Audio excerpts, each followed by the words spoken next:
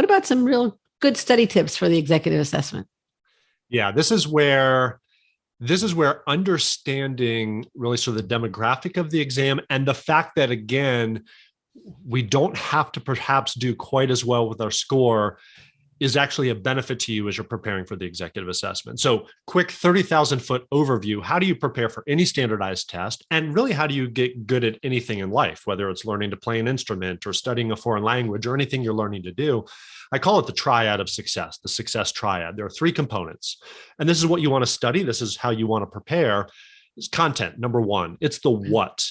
There is content you're going to have to learn. How to solve for X in simultaneous equations, right? Some of you just broke out in a cold sweat because you haven't thought of this stuff forever, right?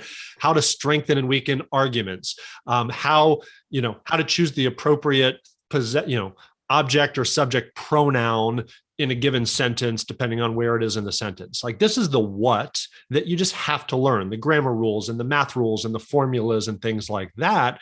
And so there's definitely some of that you're going to have to do. You're going to have to dust off those math cobwebs, especially if it's been decades since you have been in a math classroom. That's the what.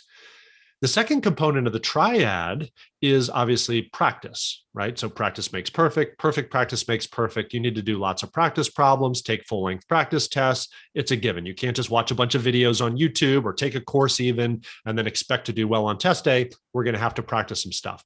But the third component of the triad, to me, is really the missing piece. That is the difference between students who do well on a test like the GMAT or GRE or even executive assessment and those who do really well, and that is strategy. Strategy is getting right answers more effectively, more efficiently, sometimes in non-traditional ways. It's even things like I already talked about earlier with skipping questions, like how do you actually navigate the sections? That's all strategy. It's test-taking strategy. It's doing well on this particular test.